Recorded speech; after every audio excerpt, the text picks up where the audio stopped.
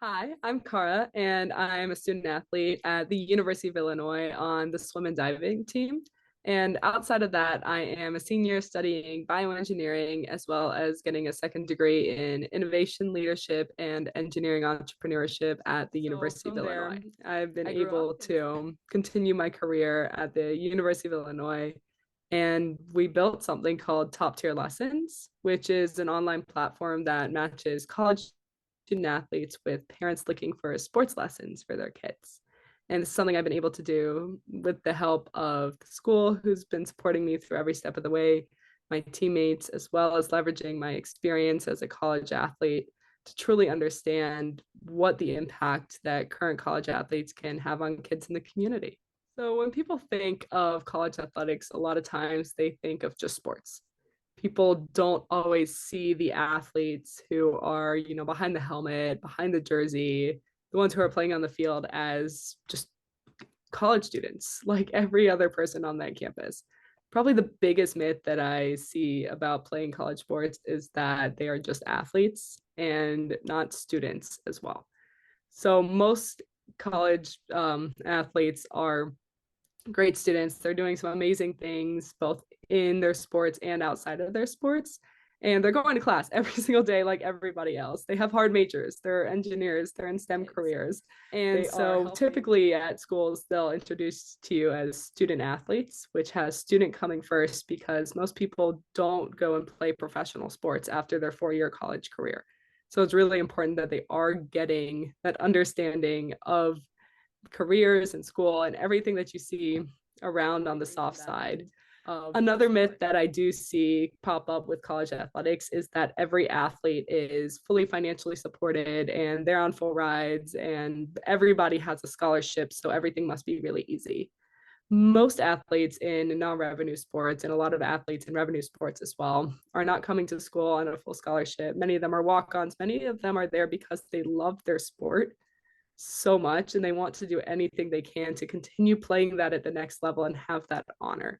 So recognizing that athletes are just like everybody else, they go and they work jobs, they're working as a barista at your local Starbucks, they're on the ground, they got student loans, they're paying that off and doing everything they can on top of doing their sport is another piece that I do see as something that is commonly a misconceived notion between a lot of people when they see the world of college athletics from the outside in. And finally, the last myth that I do see typically come up about college athletics is that, it's D1 or bust, that there's not as many opportunities for college athletes outside of if you're playing in a Power Five or I guess Power Three now school that really has those, ESPN contract deals that you're not as valid or you're not as good or anything that kind of pops up like that. Some of the most incredible athletes I have met are coming from junior colleges, coming from Division 3, Division 2 schools that might be a little bit on the smaller side in the middle of rural Iowa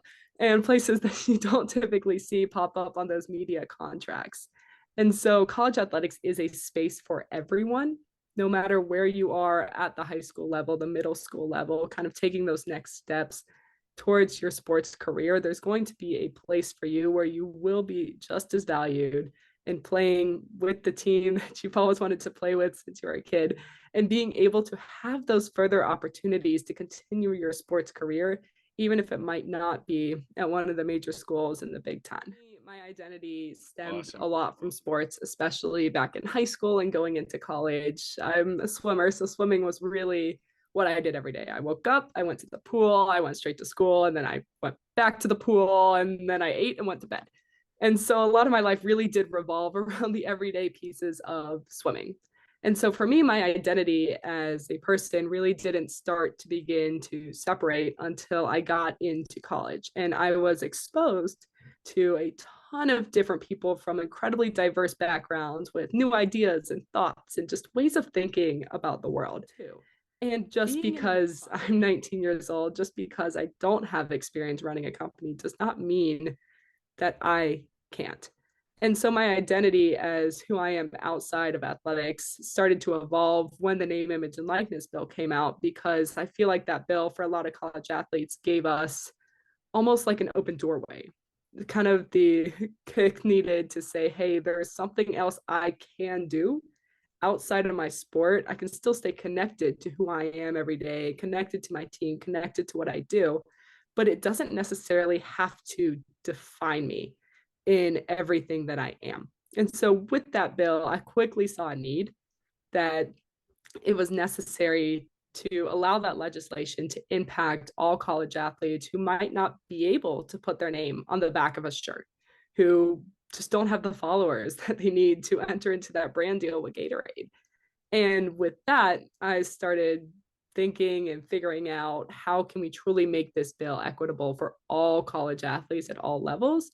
And that's where Top Tier Lessons was born, as a way for all college athletes to do what they love on their own time. And through the process of kind of understanding the need in the market, connecting it back to things that I loved in my daily life, that's where I truly started to differentiate myself and my brand from my sport, because it gave me the confidence in myself, in the market, and everything in the area to be able to take those first steps and watch as I was able to kind of create something where there wasn't anything before. I couldn't agree more about college just being the perfect time, or at least your early 20s, to dive into a business.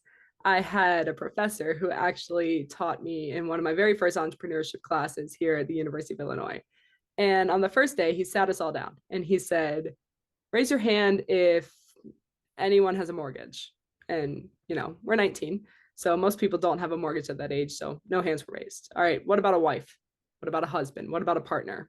No hands raised. Kids? Anyone have those? No hands raised. So then he looked at us and he said, well, what do you have to lose? What are you putting at risk? You have nothing compared to the responsibilities that you're going to have a little bit later in life, and everything to gain.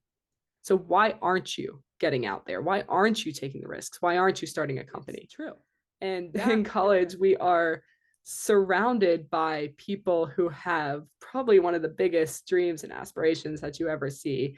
College campuses are a melting pot for people coming in from different places, all with the same goal of making something out of themselves, impacting the world in some way, shape, or form, whether that'll be a local, national, or global scale. And so watching that and seeing that ecosystem kind of form around the entrepreneurial spaces on college campuses has been exceptional. And I never knew what resources were available for people looking to try something different, to start a company, to make an impact on the world on these campuses either. I came in as a bioengineer, really not knowing what I wanted to do with my life, knowing that I was here because, I love my team, I love swimming, and biology seems kind of cool. And so let's get an engineering degree. But through starting Top Tier Lessons, I've been able to see the plethora of resources that truly are available to college students. We have accelerators at the University of Illinois that have given us grant funding as well as full-time mentorship and programming to teach you everything from basic finances to how to talk to a customer to how do you project management a development team and everything in between. With the team that we've built up around us, we have 7 team members right now. And every single one of them is from either the University of Illinois or universities in the Twin Cities or St. Louis, kind of across the country in some way, shape, or form. And we met them through opportunities to network and meet others and find like-minded people with the university. There's been pitch competitions put on that have allowed us to bring in almost $100,000 in Safe Note funding to help bring on full-time employees and create jobs and economic opportunities through growing Top Tier Lessons. And that doesn't even take into account the amount of support that's available from just a personal level at an early stage and the people that'll be rallying around you. I think it's one of the places in life where no one ever really wants you to fail. Everyone is rooting for your success. Everyone is looking with you, you're pushing together. Whether you email somebody, they're going to respond because you're a student and you're hungry to learn and you're just trying something new and trying to get out into the world. And I think that's really, really special. And even if you do fail, there's a support system behind you. I also met someone who told me that he doesn't even invest in entrepreneurs until they failed at least twice. And so that just tells you a little bit about the culture of failure and how it's not treated as a mistake. It's not treated as a failure. It's treated as a stepping stone on the path to greatness. And that's something really, really important to keep in mind when you are thinking about these things is, you should have an understanding of failure and you should run away from it as fast as you possibly can, but you should never fear it. And I think that's also important to know in your early 20s when things can feel daunting at times. As a student, you have a really special superpower, and it's using the lines college student athlete reaching out for advice. And I almost guarantee that those few words strung together will get you an email back from people that you have no right to be talking to, but you are, because you are a student. You're looking for just networking opportunities. You're looking for career opportunities. And I know Rob will tell you, he'll probably respond and be like, yeah, this is awesome. There's this student athlete who's taking initiative to go out there and put themselves out there and be brave. And if you don't know who to email, start by emailing someone in the athletic department. Ask your coach who to talk to. And even if they might not be the right person, they're going to point you in the right direction. And you'll just keep spiraling from there. Of course. So if you want to learn more about top tier lessons, and we're a 3-sided marketplace that matches college student athletes with parents looking for sports lessons for their kids, feel free to go to toptierlessons.com or find us on Top Tier Lessons on Instagram, Facebook, kicking off our TikTok. So still early stages there, but still a really fun place if you just want to stay up to date. And I'd be happy to jump on a call, answer any questions, or whether you're a student athlete who's looking to start something themselves, who's looking to give back to the community, who maybe wants to coach lessons, or you're someone who's really interested in Top Tier Lessons as a company as a whole, feel free to reach out to me really anytime at Cara@toptierlessons.com. This is probably the best email.